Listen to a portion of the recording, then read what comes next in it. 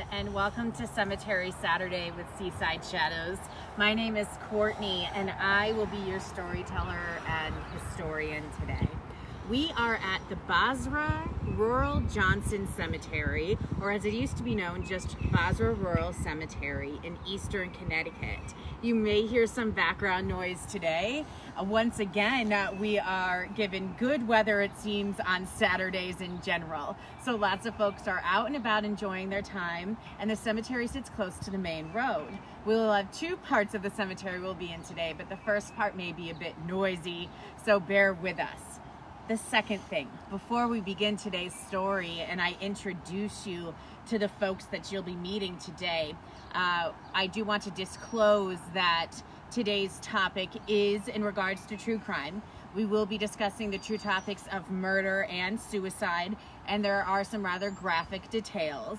If this is bothersome to you or you have a younger audience, please know that this is a topic that will be discussed over the next 20 to 25 minutes.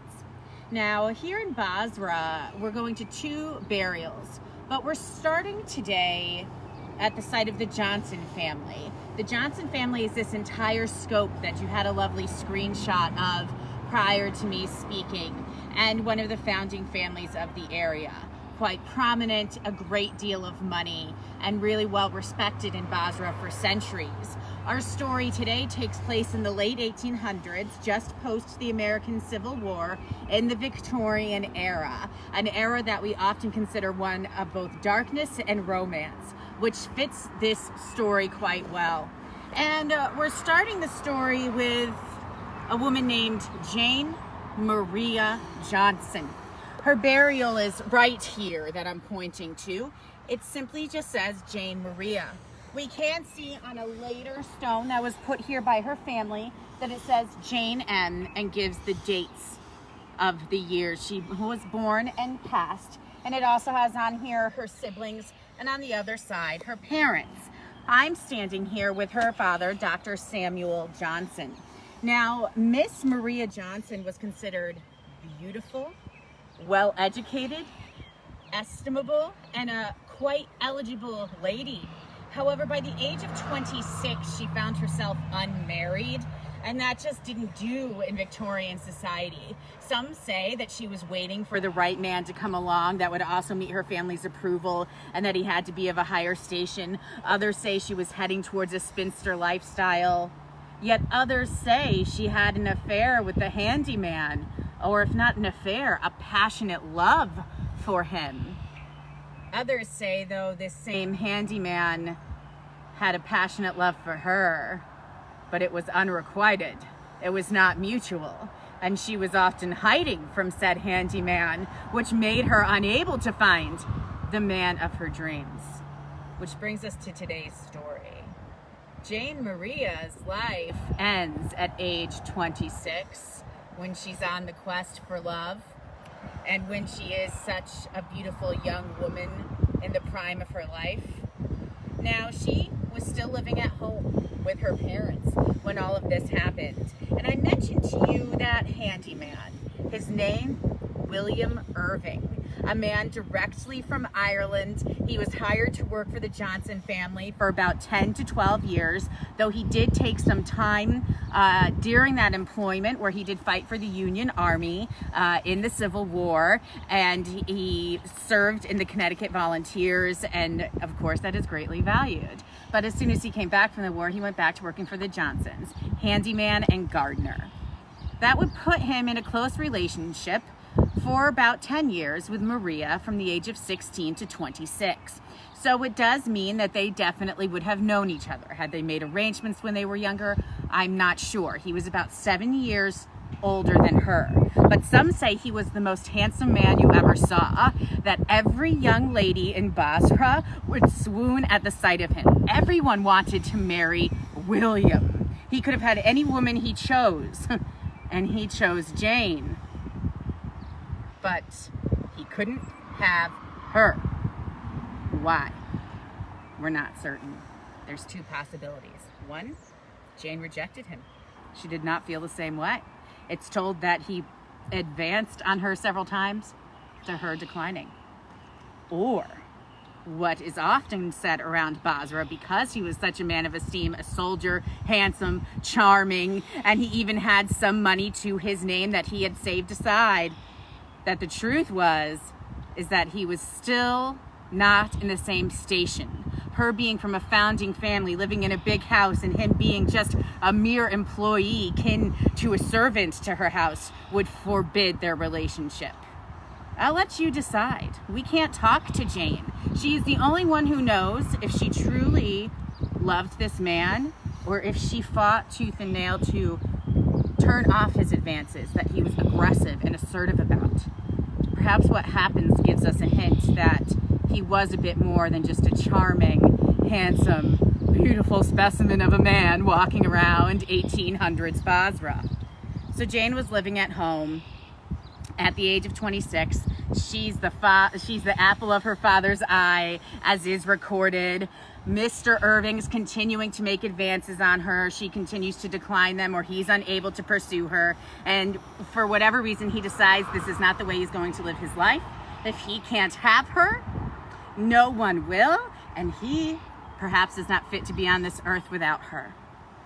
So I'm going to read to you an original account of what happens in February of 1872 when Mr. Irving determines that he cannot get his way. About 10:30 in the morning, Dr. Johnson, having left the house a short time before, and Mrs. Johnson saw Irving in the doctor's office. The murderer. It seems like he was getting pills. It was unclear of what he had at the moment. It became clear later that he was having a box of ammunition, not a box of pills. And it was for loading a double-barreled shotgun with a bullet. A few minutes after he came to the house, he advanced into the sitting room where Jane was laying on a lounge, relaxing, chatting with her mother in the same room. He walked directly up to Jane with the double-barreled shotgun and stood directly in front of her and fired it point blank at her, into her face. He thought she would be dead, so he turned quickly when he was alerted to the mother, who started crying, "Murder! Murder!" The servants started running in, and the employees, "Murder! Murder!" He gets up in a panic. He can't have everyone alerted to what he's trying to do. He hits Mrs. Johnson over the head with the back of the shotgun twice. And as he's hitting Mrs. Johnson over the head, he's distracted once more. Jane, just shot in the face, rises from the sage lounge, alive, and running out of the room to get aid. This just won't do. He follows. He now knows that the barrel of his shotgun will take care of business. He, in fact, was found to have two guns, the one he fired at her and one that was still filled with ammunition, but he's so fueled with rage now he doesn't decide to fire a shot. He starts beating Jane with the barrel of the shotgun. It is said that when a doctor came to her, it is well documented what happened to the poor woman, and I almost feel bad talking about it in front of you and in front of her, but I'm going to tell you what the doctor remarked. A terrible fracture was found extending from the left temple to the back of her head. A portion of the skull, 5 inches long and 1.5 inches wide, was crushed into the depth of 1/4 inch. Another fracture extended from the middle of this across the top of the head, and yet still another across to the base of the skull. And yet the skin was only slightly broken in one spot. So the doctor thought, not being able to see all of this at first, that he could save her. So the doctor tended to her. He got his aides. They had her on a bed, and she moaned. She made no other sound but moaning in pain. The mother was recovering. She comes to her senses. The father comes home, and they're all focused on Jane, the moaning woman, as deemed by the Norwich Bulletin and the New York Times. It's only 11 o'clock in the morning. What happens the rest of the day? And where did William go after beating these women with the barrel of a gun and shooting the woman he was so infatuated with directly in the face? He had to be somewhere, but he was never seen leaving the house. To finish our story, we're going to go to the site of William Irving's burial. We'll hear what happened to him and what happened to him even after death at behest of the Johnson family. So we bid farewell to Jane. We bid that she rest in peace.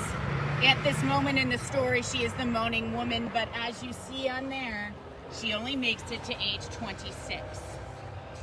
So how long is she the moaning woman? And what happens to William?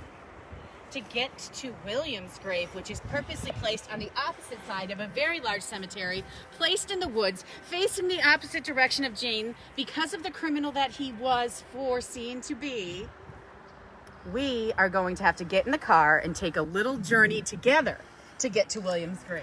So follow me. And you can take a look at some of these beautiful historic stones as we make our way to this tragic figure.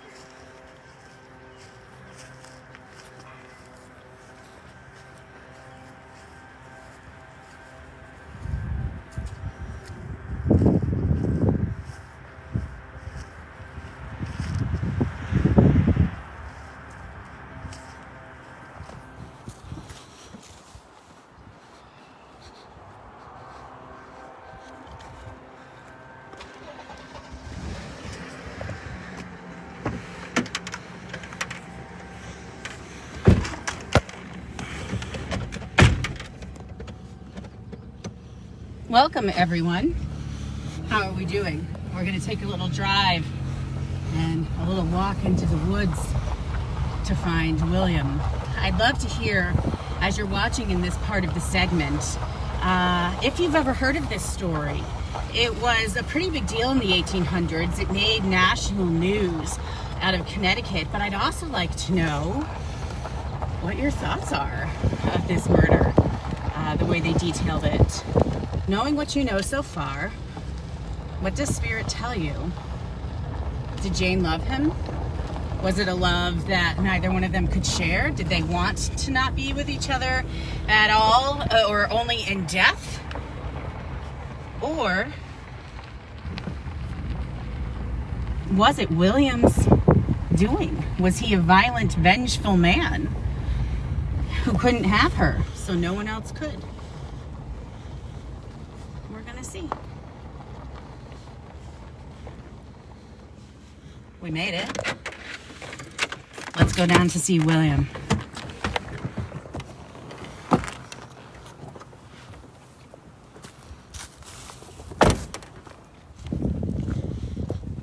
Take a look how steeply downhill we're about to walk. You'll see the back of a stone next to that tree trunk. That's William.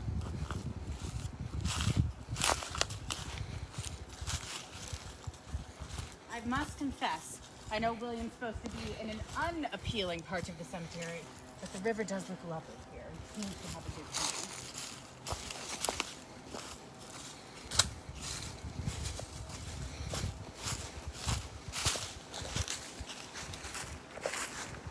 Give you a moment to see his grave.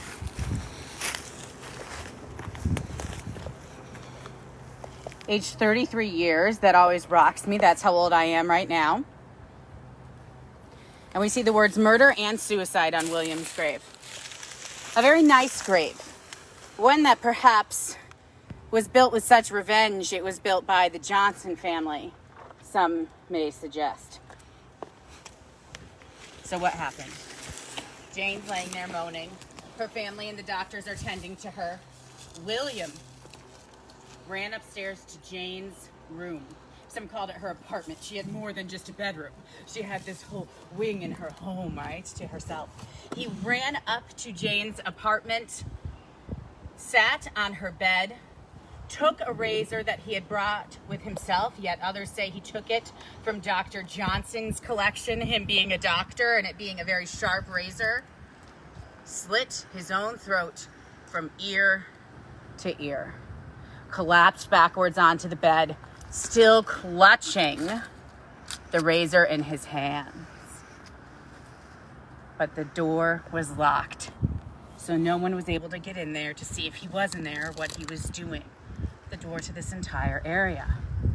Meanwhile, as everyone tends to Jane, she does nothing but moan, the poor woman, with all those fractures to her skull, and the gunshot, he clings on to life for over 11 hours. She makes it till past 9 o'clock in the evening, according to the doctor, before she passes away.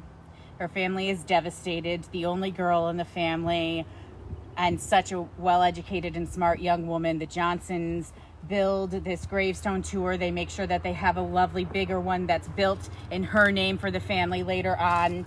And then they go to find William in Jane's room. How do they find him? When they can't get in and they bang on the door and they knock and they can't break it down, the doctor goes outside, climbs up and climbs through the window to find William on the bed. What an image. And they take William's remains. And what happens? What happens? There's a lot of legends here in Connecticut, and that's what makes some of these segments so special. The legends that we can't prove nor disprove, but we use our intuition and we use spirit to help us out with. We're here at this grave site, this lovely grave that we probably could tell that the Johnsons would have bought. And it says on here that he committed suicide and that he was the murderer of Jane. Any family member of his would not put on his grave that he was a murderer, surely. And the legend goes further than this. Some state, and this is the most backed up legend to the 1800s, that he was buried on his head. Standing on his head so that he would never rest in peace because of what he did. Never rest in peace. Buried standing on his head right where we are, and buried in the woods away from everyone else.